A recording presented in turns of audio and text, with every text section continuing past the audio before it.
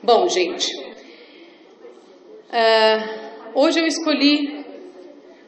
escolhi um assunto diferente. E vocês sabem, eu gosto muito de abordar física quântica, gosto muito de abordar autoconhecimento, porque é nisso que eu acredito. Como já foi falado aqui, nós tivemos uma aula do Evangelho aqui, do que Jesus veio trazer para a humanidade, e nós percebemos que o autoconhecimento, a evolução, né, a tentativa de ser melhor, esse é o grande caminho, e é o caminho que eu gosto de percorrer. Mas eu andei também me deparando esses tempos, e eu não acredito em acaso. Eu acredito que tudo é uma questão de link mesmo, né, de nós estarmos conectados ou abrirmos nossa visão para coisas que vêm à nossa vida, né? Às vezes a gente passa por tanta coisa na vida, fala, eu não tenho oportunidades. Às vezes a oportunidade passa na nossa cara e a gente não enxerga. Então é uma redução mesmo da nossa visão, né? E aí de repente esse assunto foi me aparecendo de um lado, depois de outro. Eu falei, mas por que eu tenho que abordar esse tema se o meu foco sempre foi consciência e autoconhecimento? E aí eu me dei com esse escurecimento global e aquecimento global. Aquecimento global já é um assunto tão falado, né? Até nas escolas as crianças já são educadas a respeito de aquecimento global. Mas eu percebi que na ciência, escurecimento global tem sido um assunto que alguns cientistas já abordam há alguns anos e que foi muito rechaçado pela própria ciência ortodoxa. E aí eu fui ver por quê.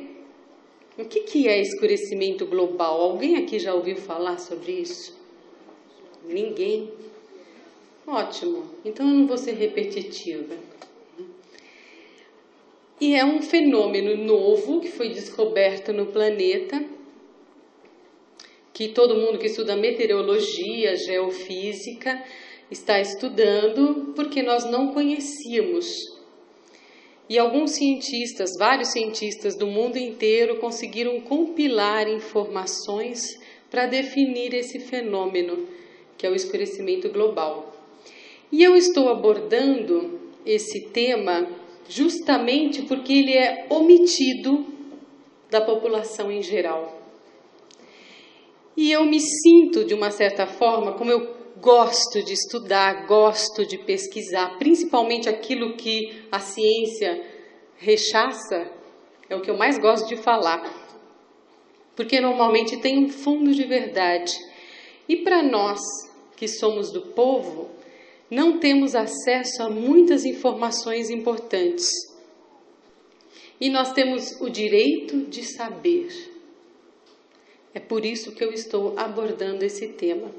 Eu não costumo ser fatalista, não gosto de ficar falando em fim de mundo, não é essa a minha intenção. A minha intenção é que vocês conheçam um pouco de grandes farsas que existem na comunidade científica também, da grande farsa que existe de pessoas que dizem querer o bem da humanidade, quando no fundo querem exterminar com a humanidade. Então, o que eu estou fazendo aqui, nessa palestra, é um alerta. Eu quero que todos saibam o que está acontecendo, que todos tenham acesso à informação, para que cada um tome a sua decisão. Próxima. Todo mundo sabe do evento de 11 de setembro nas Torres Gêmeas. Nesse dia, os aviões foram proibidos, né? Depois que aconteceu o acidente, foram proibidos de sobrevoar uma grande área nos Estados Unidos. Isso aconteceu por 3 dias. E um cientista que estava estudando justamente os céus, né? A claridade dos céus e tudo mais, ele acabou percebendo, durante as suas pesquisas, que nesses 3 dias em que os aviões não podiam sobrevoar, que o céu ficou imensamente mais claro. Só que ele não entendeu bem o que significava. Próxima. Isso é o que nós chamamos de trilha de condensação, né? Que é o rastro que os aviões deixam quando sobrevoam o céu. Então esse cientista David Travis estuda o escurecimento do céu. E aí ele percebeu que nos 3 dias que os aviões não sobrevoaram, a temperatura aumentou em 1 grau. Isso para nós não significa nada. 1 grau é muito pouco. Mas para os meteorologistas significa muita coisa.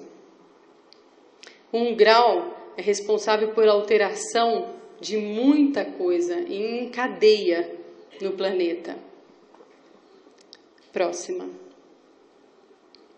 Nós temos aqui modelos de previsão, né, do aquecimento global. Será que esses modelos que foram feitos estão corretos? Eles colocam lá determinadas causas do aquecimento global, como por exemplo o CO2. O carbono, daquilo que nós somos feitos, então nós somos realmente um vírus para o planeta. Nós, os animais, as plantas, os oceanos, todos fabricam CO2. Então nós somos um vírus para o planeta. Toda a vida no planeta. E aí nós vamos então questionar, porque o aquecimento global é muito questionado mundialmente. E hoje todo mundo toma como um paradigma. Fale para você que você não concorda, fale para alguém que você não concorda com o aquecimento global para você ver o que vai acontecer. Você vai ser apedrejado. Você não pode questionar. Já virou um dogma. E a gente não questiona mesmo. Ele existe, claro. Ele existe, é fato. Mas os modelos que medem esse aquecimento global estão baseados em princípios duvidosos, que os cientistas não têm provas e que fazem uma sociedade inteira se movimentar, talvez, numa direção errada. E eu vou explicar isso mais para frente. Vai lá. Todo mundo conhece, então, o aquecimento global, que é o efeito estufa, né? Que os gases, vários gases, criam esse efeito. Então, está aqui. Principalmente o CO2, permitem que a luz do Sol, né, passe, chegue até a Terra. Parte da energia solar é refletida pelas nuvens e pela superfície terrestre. Agora, esses mesmos gases, porém, retêm grande parte do calor da luz do Sol. Este calor é refletido de volta para a superfície, essa flechinha vermelha, pelas moléculas de gases do efeito estufa, gerando mais calor. Isso a gente sabe, né? Que acontece, que os gases fazem isso. Próximo. Aí, em paralelo a esse estudo do aquecimento global, começou a haver outros estudos independentes, que não têm nenhuma relação com o aquecimento global. Em 1940, em Israel, eles começaram a fazer um estudo sobre a incidência da luz solar na Terra, justamente para medir a quantidade de água que eles iam irrigar a sua plantação. Então está aqui, eles estavam medindo quanta luz que chega até a Terra, né, para ver quanta água eles podiam colocar para irrigar as suas plantações. E esse estudo, passa para frente, ele começou a perceber que estava dentro de uma normalidade, não é? Do que ele esperava da incidência de luz solar no planeta. Aí o que fez? Esse mesmo pesquisador, em 1980, olha lá, 40 anos depois, ele fez de novo os mesmos experimentos e pesquisas e percebeu 22% a menos de luz solar em Israel. Não é estranho? Todo mundo aqui falando em explosões solares, incidência do Sol sobre a Terra, calor insuportável. Gente, 22% a menos de luz significa uma nova era de gelo. Vocês concordam que é muito? Como é que pode, então? Não está uma coisa contradizendo a outra? Próximo.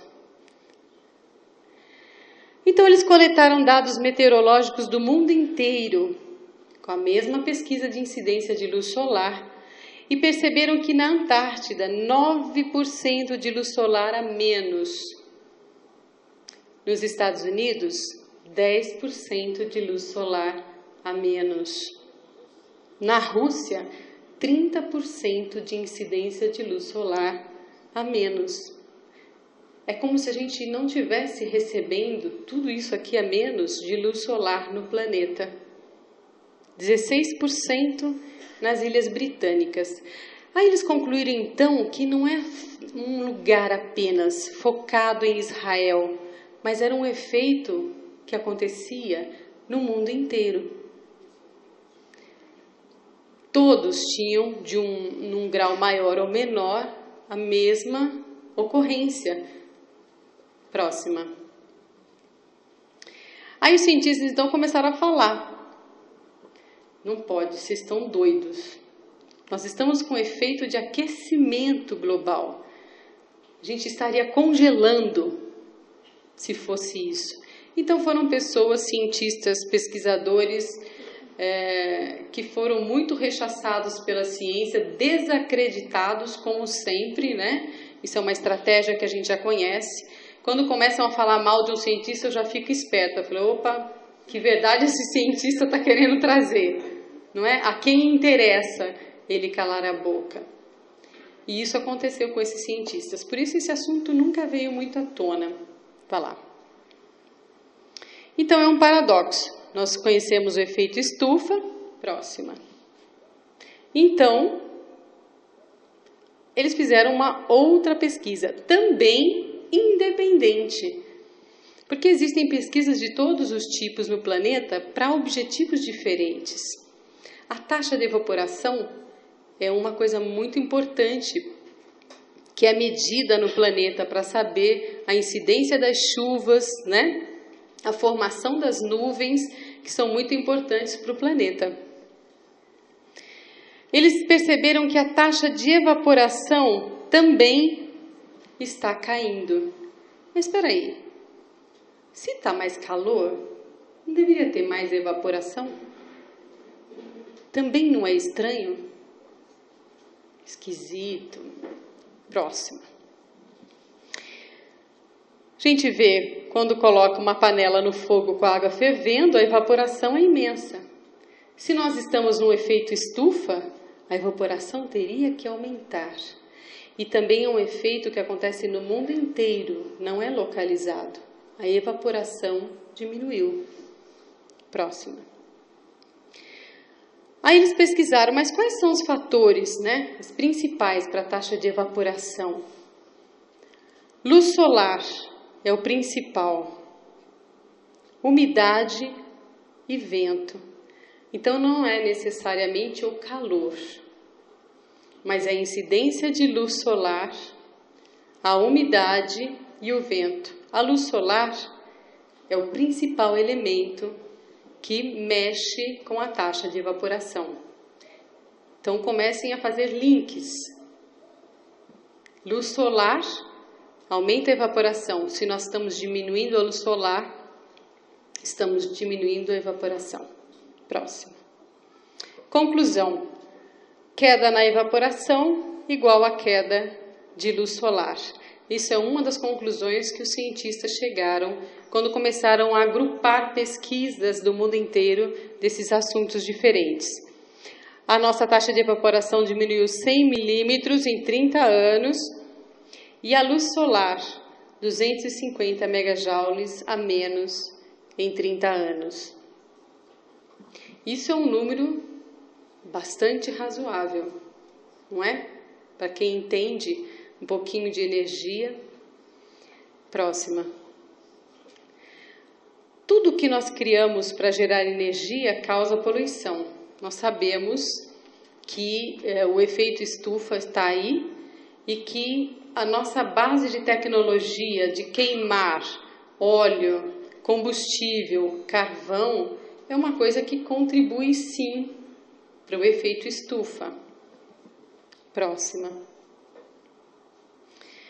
Então os cientistas falaram, esses cientistas que chama Ramanathan, em 1995, ele pegou as Ilhas Maldivas, na região do Pacífico, e começou a fazer uma pesquisa, porque as Ilhas Maldivas é um modelo perfeito para eles. Ela recebe os ventos e as nuvens do sul, do Polo Sul, que são puros de poluição. E recebem também do norte da Índia, que são altamente poluídas.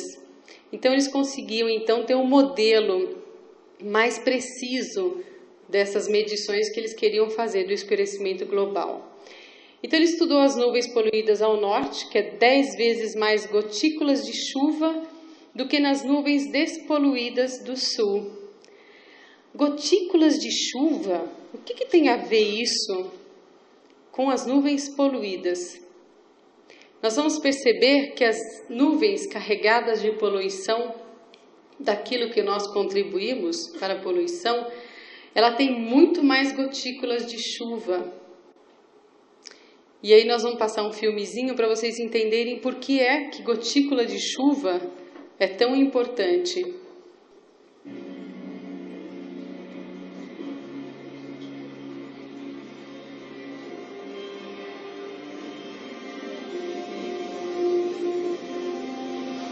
As nuvens são feitas de gotículas de água. Ela só se forma quando o vapor de água da atmosfera começa a se condensar na superfície de partículas que se encontram naturalmente no ar, como por exemplo pólen ou sal marinho. E na medida em que aumentam, essas gotículas se tornam tão pesadas que acabam se transformando em chuva.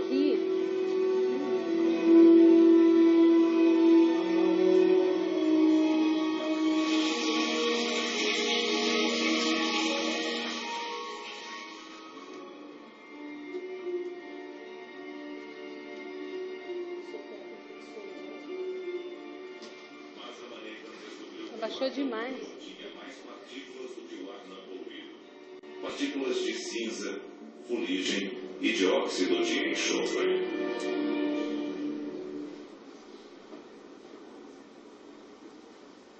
No ar poluído, bilhões de partículas criadas pelo homem produzem 10 vezes mais lugares onde podem se formar gotículas de água.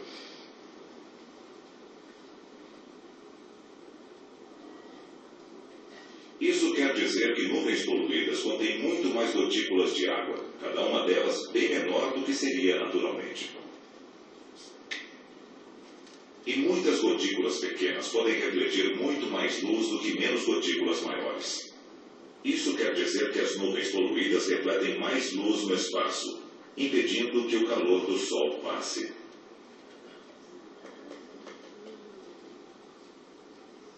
Esta é a causa do escurecimento global.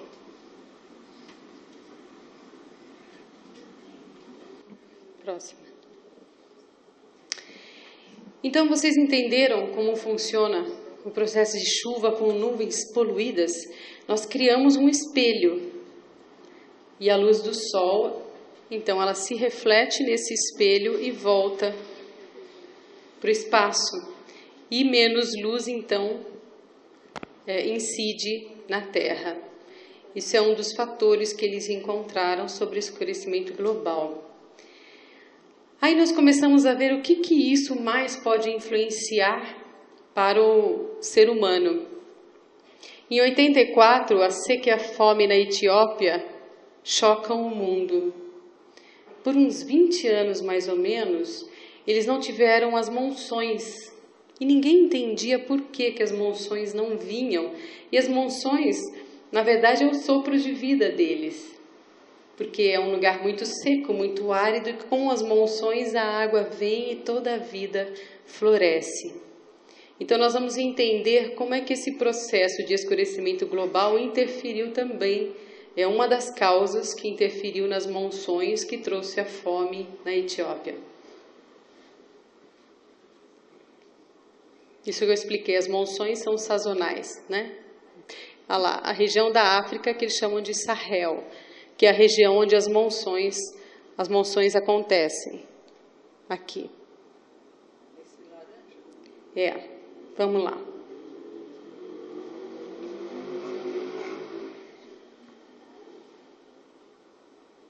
O de vida no Sahel são as monções sazonais. Na maior parte do ano, a região é completamente seca. Mas no verão, o calor do sol esquenta o oceano ao norte do Equador, formando um cinturão de chuva que chega até o Sahel.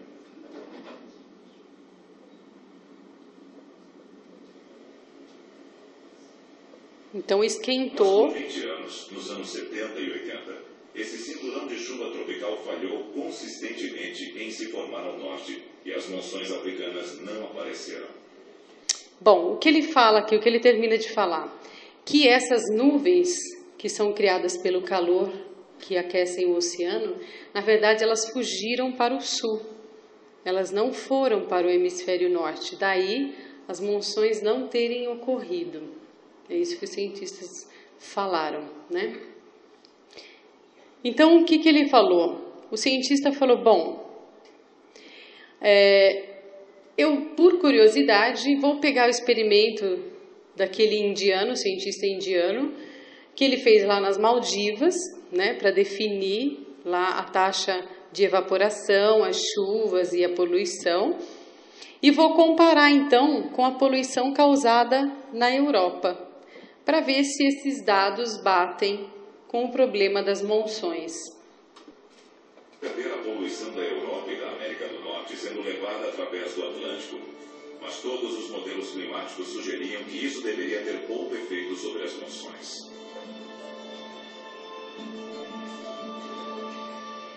Rothstein então decidiu verificar o que aconteceria se ele levasse as descobertas feitas nas Maldivas em consideração.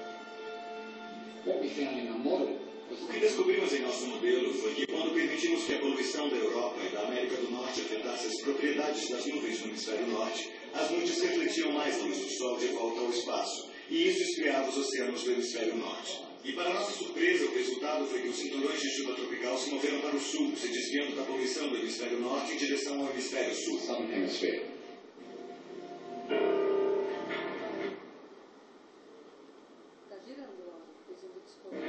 Nuvens poluídas não permitiram que o calor do Sol passasse.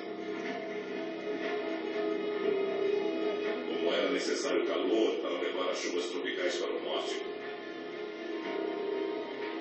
o cinturão de chuva que levaria vida para a região nunca chegou ao Sahel.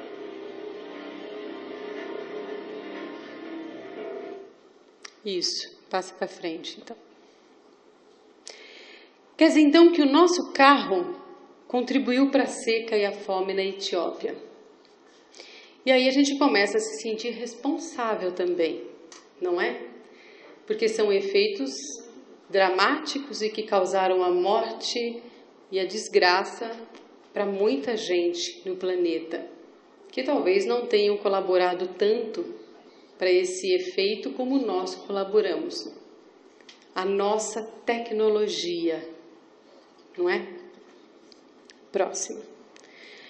Então nós temos aqui soluções que podem ser simples, que estão sendo tomadas, né, em alguns países mais, outros menos. Então tem vários países que estão tomando já algumas providências que falam da queima do óleo e do carvão de uma forma mais limpa, usando catalisadores nos automóveis. Quem aqui usa catalisador, faz a sua inspeção, deixa o carro sem fumaça, etc, etc.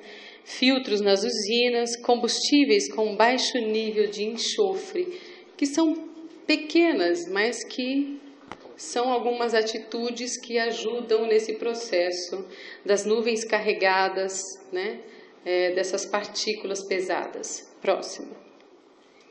Isso não diminui o efeito estufa, mas diminui o efeito espelho. Você vê que eu estou falando de duas coisas que ocorrem: o efeito estufa e o efeito espelho, que é o do escurecimento. Próximo. Mas aqui nós nos deparamos com um terrível problema. Se diminuirmos o problema do escurecimento global, teremos que lidar com algo pior: o aquecimento global. O principal fator que a ciência tem descoberto sobre o aquecimento global é que o Sol tem uma grande interferência nesse processo. E que o Sol agora está numa hora de explodir. Ele tem os seus ciclos, né? É um processo cíclico, onde ele se contrai, condensa energia e ele expande, explodindo, tendo suas explosões solares. Então nós temos esse problema, ele acontece. Mas de uma forma ou outra, esse escurecimento global ele está agindo como um espelho, diminuindo um pouco a infiltração, né, da luz solar no planeta. E se nós terminarmos com esse espelho, nós vamos ter que lidar também com o aquecimento global, que talvez seja uma coisa muito mais complicada de lidar aqui no planeta. Próxima. Nas trilhas de condensação que foram estudadas por Travis, que colheu dados da temperatura, né? Em 48 estados, ele teve mais de 500 estações meteorológicas como fontes de pesquisa para aquilo que ele percebeu, né? Que naqueles 3 dias as noites ficaram muito mais frias e os dias muito mais quentes.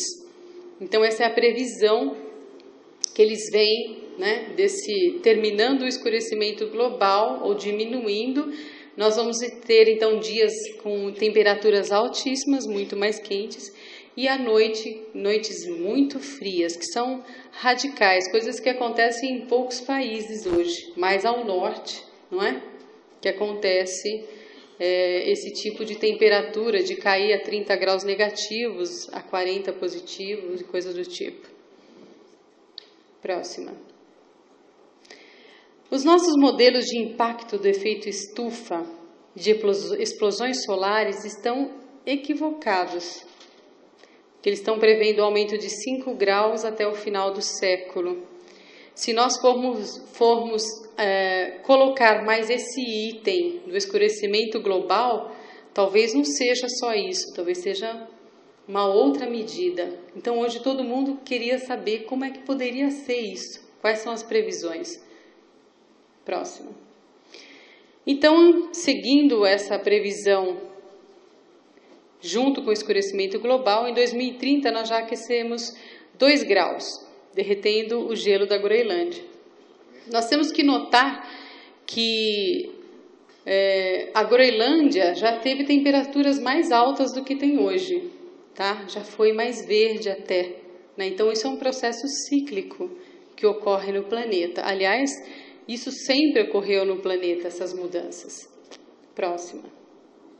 Em 2040, 4 graus acima. Então, queimas em florestas tropicais e mais, por causa do calor, né, e mais dióxido de carbono no ar, o que aumentaria também essa poluição e o efeito estufa. Próximo. Em 100 anos, 10 graus a mais. Chegando em 10 graus a mais, eles têm um outro fator a ser de risco, que seria desestabilizar o hidrato de metano.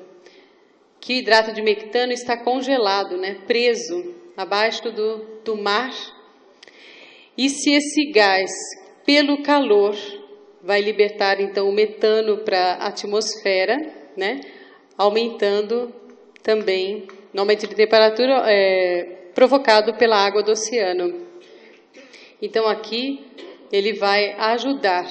Na verdade, próxima, 10 trilhões de toneladas, quer dizer, 8 vezes mais poderoso que o dióxido de carbono é o metano. E esse metano está congelado no fundo dos oceanos.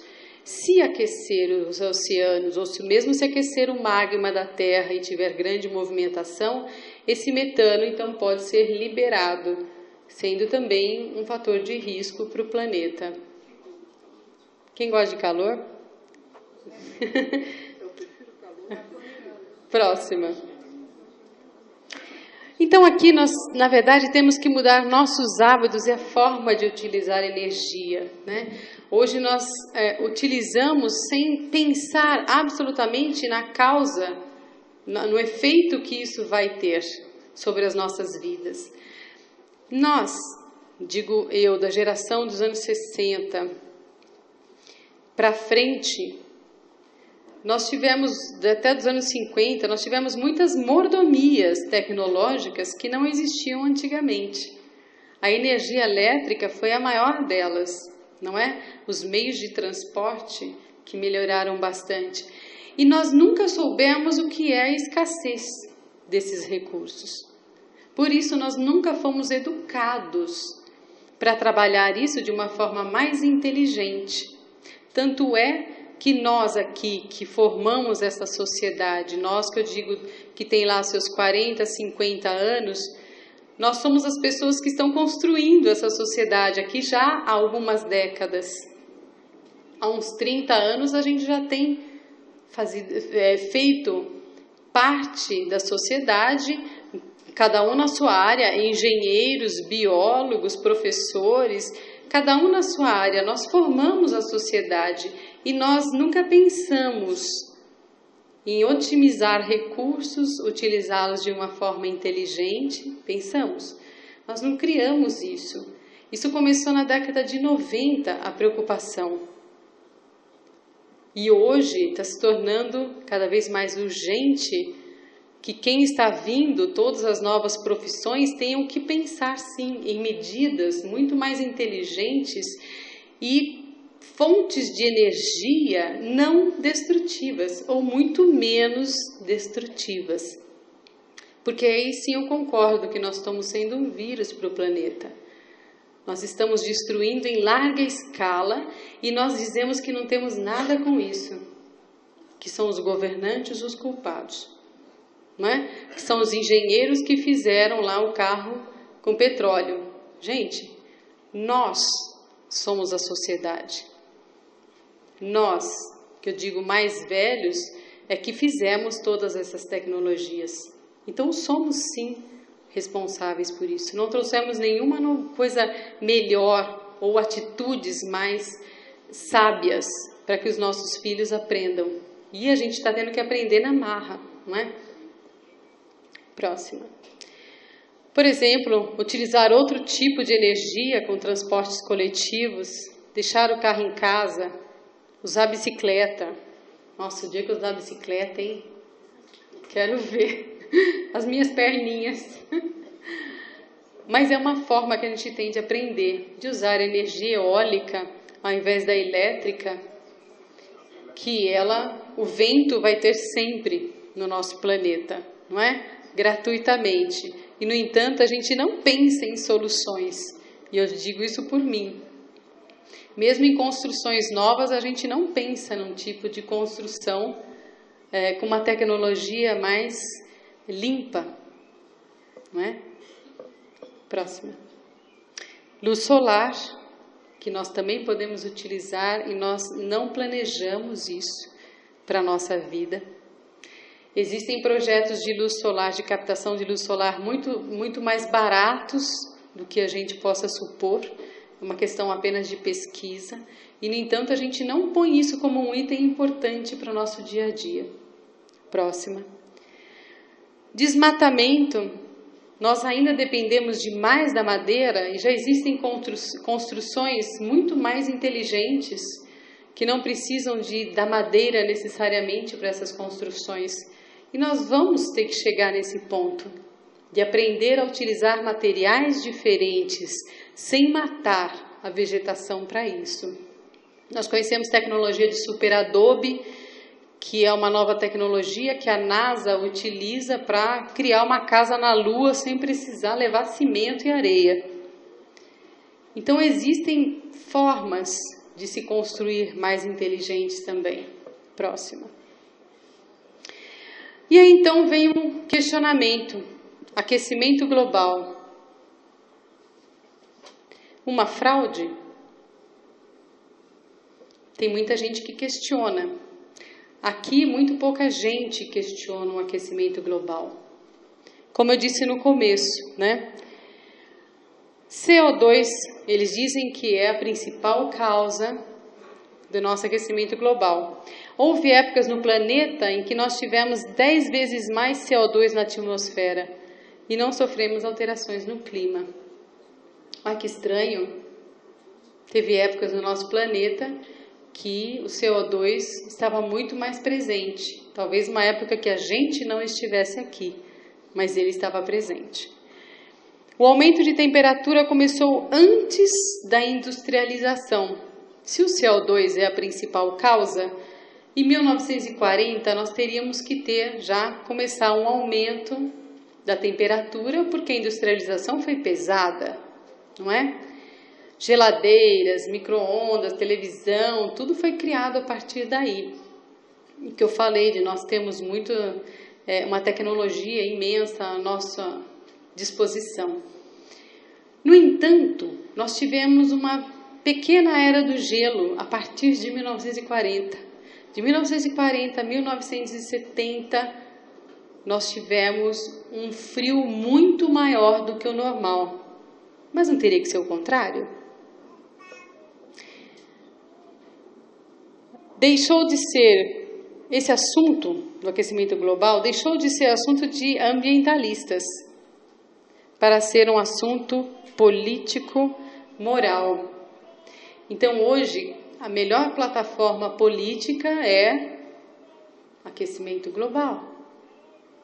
Hoje qualquer projeto de um cientista que ele queira patrocínio do governo, se ele não colocar estudo de pesquisa do efeito do chiclete, visando o aquecimento global, pronto, ele conseguiu o seu patrocínio, porque já virou um assunto de moda, né? Uma plataforma política, e ambientalistas mesmo já não tem mais nada. A Terra sempre passou por alterações climáticas, então nós estamos passando por um processo perfeitamente comum para o planeta. Embora a gente ache que seja o homem o grande responsável, não podemos dizer necessariamente, não existe provas científicas que é o homem que está causando esse problema do aquecimento global. Ele pode contribuir um pouco, mas ele não é o grande vilão como estão colocando. Então prestem atenção aonde nós vamos chegar com esse assunto. Próximo. Então aqui existe uma relação entre a temperatura e o CO2. Muda-se a temperatura. Nós temos aqui um gráfico vermelho da temperatura do planeta e um gráfico azul da temperatura da medição de CO2, não é? Se nós formos notar aqui,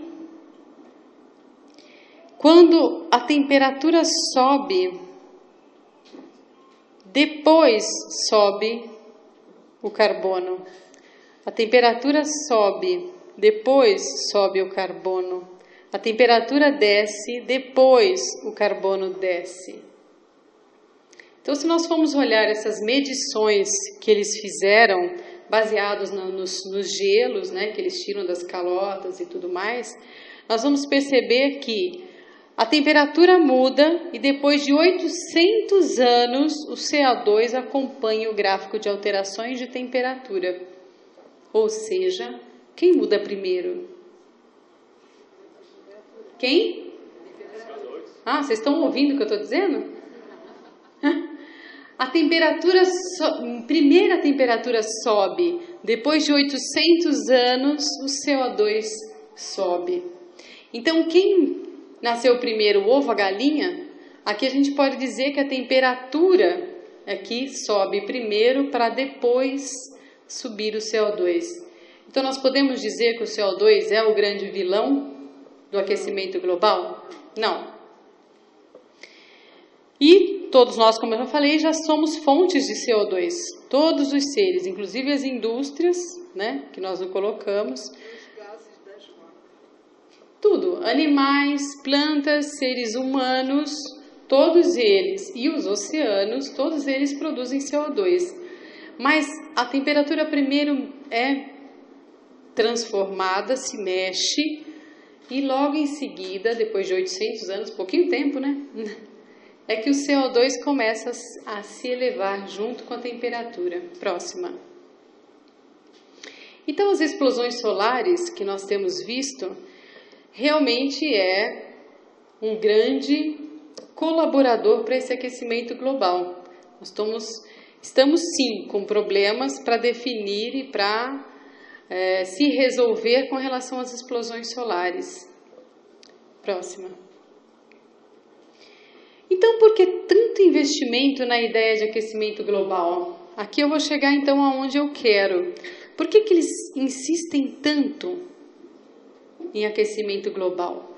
Toda uma ciência, todos os governos participando. Existe algum outro interesse? Próxima. A minha xará, Margaret Thatcher. Margaret Thatcher, em 1970, declarou que utilizaria a energia nuclear porque não confiava no Sindicato dos Mineiros. Nós estamos falando em energia. E nem no Oriente Médio para combustível. Estamos falando em energia. Então, um país bélico como a Inglaterra, né, eles sempre pensam que eles têm que ser sempre a soberania e o grande e poderoso em tudo. Então ela falou, eu vou utilizar então energia nuclear, ao invés de usar os gases comuns. Por quê? Porque assim eu me garanto que eu vou ter energia sempre. E eu não dependo do mundo do Oriente Médio para me fornecer isso, e muito menos de carvão. Então ela começou uma maciça propaganda da relação do CO2 com o aquecimento global. Isso faz já 40 anos atrás. Então aí começa uma história nova. O grande vilão, o CO2, porque ela não precisaria de combustível e nem de carvão. Seria muito bem aceito se ela utilizar a energia nuclear. A sociedade em geral não ia rechaçar esse tipo de decisão. Próxima. Os ambientalistas sabem que isso não tem nada a ver com o meio ambiente. Tem a ver com o controle maciço das economias mundiais, principalmente congelar as economias do terceiro mundo. Então aí nós começamos a nos deparar com uma coisa muito importante que se chama governo mundial. Aqui nós não combinamos absolutamente nada entre os palestrantes, mas nós notamos que o Narras estava com a mesma preocupação, falando de um governo mundial, de instituições secretas. Tá vendo? Ele quer participar. De instituições de sociedades secretas que não são políticos, não são eleitos pelo povo, mas que querem sim manter o poder do planeta.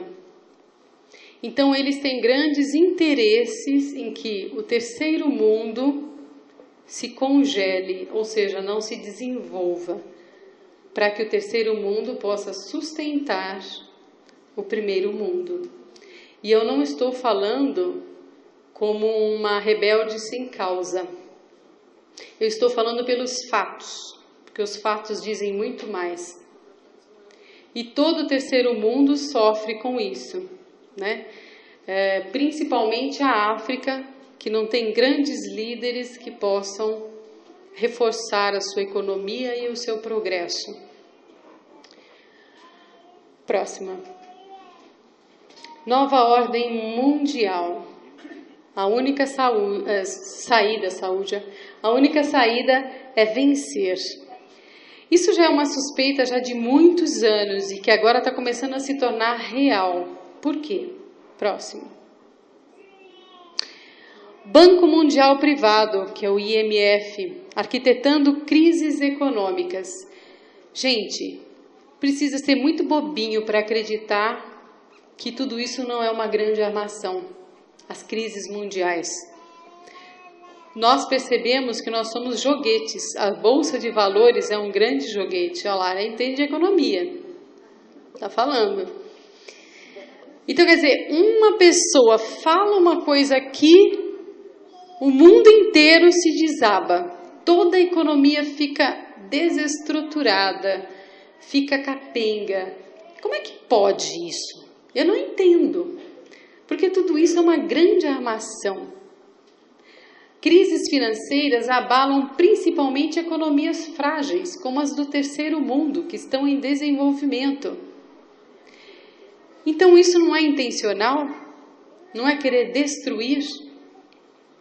Estou montando uma próxima palestra sobre o projeto RAP, que inclusive vai para Curitiba, para o Congresso, onde a gente fala da brincadeirinha que hoje a economia faz de destruir um país como o Japão, com atitudes completamente encobertas e ocultas.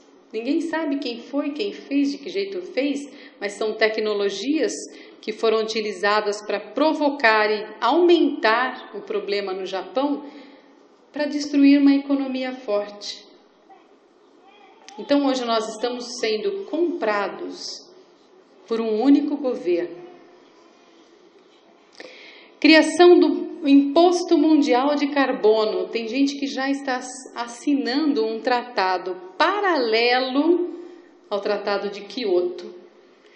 Então, simplesmente criaram lá um tratado que vai ter uma taxa de carbono para o mundo inteiro pagar.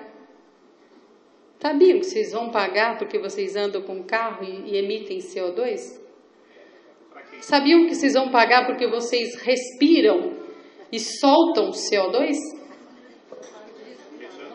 Para de respirar para não pagar imposto. Já está, esse documento foi assinado em 8 de dezembro de 2009. E ninguém sabe. Alguém está sabendo aqui? Foi aprovado. Foi aprovado, sim. E vários governos assinaram.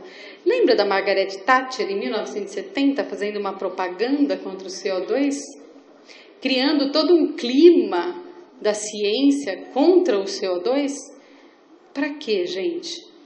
É para poder impor uma taxa mundial para que todos paguem um pouco mais imposto porque vocês respiram. É por isso. Para sustentar o Banco Mundial Privado. É isso que vai levantar esses caras. Então tá lá, controle sobre todos os tipos de transporte. Para isso calam cientistas que falam sobre a fraude do aquecimento global para bancar o governo mundial. Um acordo paralelo com a ONU atropelando o Tratado de Kyoto. O governo mundial, criado em 8 de dezembro de 2009 em Copenhague, Dinamarca. Quem faz parte?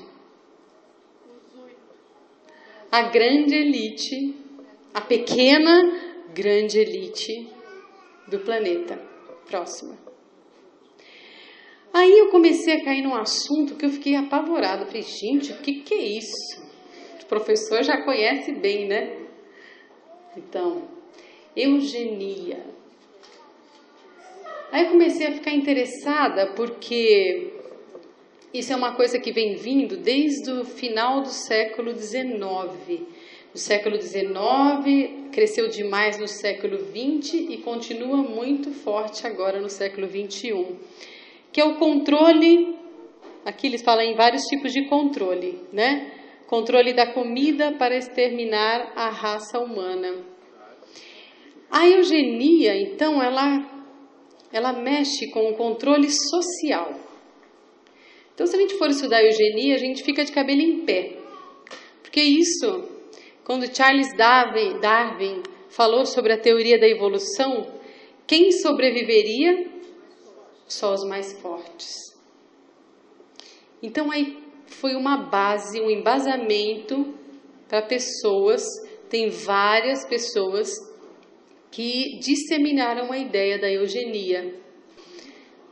E uma delas, vocês devem conhecer, da família Rockefeller, Bilderberg, que isso daria uma palestra para cada um deles. Então eles começaram a se associar para criar projetos de extermínio da população. Lógico, eu que não tenho um DNA tão privilegiado, sou um dos alvos para ser destruída, não é? Porque eu não tenho o tal do sangue azul, que a Mônica falou. Então eles começaram a criar as linhas reais, né, a burguesia, para que se mantivesse o sangue real, né, ali. Famílias que tivessem um deficiente, esse deficiente aconteceu isso muito e hoje está acontecendo em lugares que a gente nem imagina, eram esterilizados. Então criou-se uma propaganda para esterilização em massa do povo, principalmente quando um cientista social definia: esse cara aqui tem doença genética, pode matar. E isso, gente, era descarado. Isso era uma ideia que começou a ser disseminada por toda a Europa. Então, o controle da comida. Eles estão manipulando mesmo sementes para que a gente coma apenas o que eles querem que a gente coma. Prestem atenção. Charles Darwin, com a teoria eu já falei. Agentes sociais em 1900 para a eliminação de pessoas com deficiências. E esterilizavam muitas pessoas porque eles diziam: você não pode ter filhos tendo deficiência. O seu filho vai nascer ruim que nem você. E em 1911, Rockefeller, adepto da eugenia, levou para a Alemanha a eugenia. E Hitler utilizou isso como um pilar do Terceiro Reich. Nós sabemos que ele definia os judeus como uma classe inferior. E ele utilizou-se disso por seus interesses financeiros, políticos, etc, etc. Mas se utilizou da eugenia também para isso acontecer. Práticas eugenistas na população do mundo inteiro, sem conhecimento da população. Gente, é absurdo os testes que Estados Unidos, Inglaterra, França, Alemanha, os testes que eles fizeram em populações, eles colocavam radiações nas crianças sem que ninguém soubesse.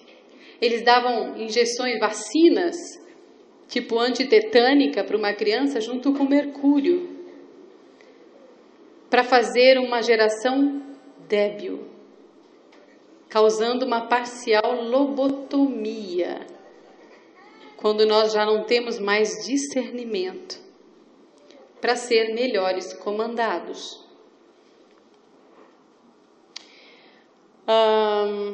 Drogas de depressão. Quem toma aqui remédio para drogas de depressão? Nunca houve tanta droga distribuída por quase nada. Droga de depressão tira a consciência e a pessoa fica facilmente manipulável. Esterilização de povos do terceiro mundo. Hoje isso acontece muito em crianças órfãos.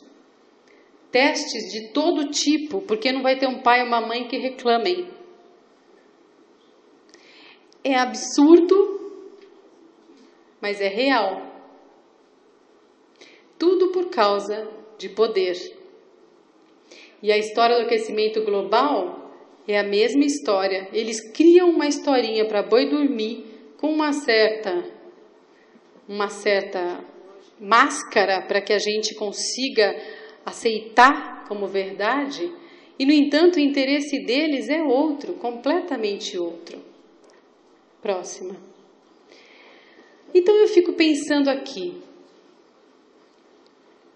nós temos um planeta na mão, talvez não sejamos sangue azul e não tenhamos um DNA privilegiado, e não tenhamos dinheiro e poder, e não somos da família real. Aliás, quando você falou do príncipe, muitos príncipes e reis praticam a eugenia no seu país. Eles, na verdade, não gostam do povo, precisam, mas de um povo controlado. Controle de natalidade. A China não podia ter mais do que um filho. As mulheres eram mortas e largadas na sarjeta. Isso tudo, eugenia, disfarçada de cara bonita. Entendem isso? A gente aceita um monte de coisas e não percebe no âmbito geral o que significa. Nós estamos agora num processo, num momento muito importante da humanidade, em que fatos reais vão ocorrer. Explosões solares é uma realidade. Nós estamos acompanhando os projetos que investigam como é que o Sol está atuando. Os cientistas sérios estão preocupados. No entanto, nós, do povo, não estamos nem aí. Quem aqui está se preocupando com alguma coisa? E acham que o governo vai se preocupar? Eles não têm o que fazer. Eles vão fazer o quê? O silêncio. Porque o Lula já tem o bunker dele construído. Os ricos, e eu conheço vários, já têm o seu bunker construído dentro de montanhas. E o povo? Aquele que não tem o DNA escolhido? Será que é uma eugenia em massa que tem intenções? A nova ordem mundial fazendo uma taxação massiva com o carbono e nós não sabemos de nada, vamos pagar. E nós não fazemos absolutamente nada. E é isso que eles querem. Um povo que não tenha conhecimento, não tenha informação e, portanto, não questione. Quando o Narras falou de músicas que elevam ao invés de destruir, nós assistimos televisão. A Mônica falou de televisão? Ou foi o Canhoto? Quando fala de televisão, do nível de programação da televisão, gente, isso aqui é para criar pessoas abobalhadas. Ver um Faustão da vida é para criar pessoas que são facilmente comandadas. É absurdo o que a família Bilderberg faz no planeta. É absurdo o que a família Rockefeller faz no planeta. E eu estou estudando muito sobre chemtrails, que eu vou colocar na próxima palestra, que fala sobre pulverização em massa, né? Os aviões pulverizando, sabe Deus lá o quê, em cima de cidades, criando epidemias, pandemias. Então, eles estão criando uma maneira de ter a eugenia sem que a gente saiba. Rockefeller, que é dono de laboratórios e que estuda todo tipo de doença virótica, é ele quem banca os chemtrails, que pulverizam toda uma nação. Você já viu algum avião que deixa um rastro imenso assim? Aí ele não passa uma vez, ele passa duas, depois ele vai passar três, depois ele vai passar quatro, depois ele cruza. Ele está pulverizando. E a gente não sabe o que. H1N1, seja lá o que for. Ainda bem que eu não sou médica, porque eu posso falar o que eu bem entender aqui. Tudo tudo isso é uma grande palhaçada. E nós estamos fazendo de conta que nada acontece. E a minha mensagem que eu queria deixar é essa. Nós temos um planeta na nossa mão. Nós somos a maioria desse planeta de 6 bilhões de pessoas. E nós temos o direito, se nós quisermos, e o dever de falar para as pessoas, de discutir, de entrar em discussões, de procurar informações, para não ser passados para trás como verdadeiros robôs. Ou vocês não notaram que a nossa vida é extremamente medíocre, que nós vivemos para trabalhar e para dar dinheiro para o governo e os grandes empresários? Nossa vida é medíocre. Nós não nascemos para isso. Ao contrário do que muita gente diz, nós viemos aqui para sermos felizes. E a abundância é para todos, e a informação é para todos. E eu quero que vocês sintam a importância de procurar informações. Nós temos fatos que vão ocorrer. Nós temos aí armas psicotrônicas. Gente, o que é aquela violência que aconteceu na Europa, Inglaterra, sem nenhuma explicação óbvia? Vocês já ouviram falar em armas psicotrônicas que interferem no comportamento das pessoas? É fácil fazer isso para quem estuda sobre ondas. É muito fácil. Então prestem atenção se vocês não estão sendo parte de uma boiada que está sendo levada para o matadouro. E eu gostaria então que todo mundo se sentisse responsável por esse planeta. Eles, digo também os draconianos, os magos negros, todos que fazem parte desse poder, eles vão continuar querendo manter a gente preso nessa terceira dimensão como escravos. Mas eu já falei da física quântica. Isso aqui é uma ilusão. Nós temos que criar um mundo de maravilhas, um mundo lindo, um mundo de paz, um mundo de amor, um mundo de igualdade social, não interessa o DNA que eu tenha. Isso se chama amor. Jesus falou isso. E ele jamais olharia para uma pessoa deficiente e falaria que ela não merece viver. É esse o recado que eu tinha para deixar para vocês. Obrigada, até uma próxima.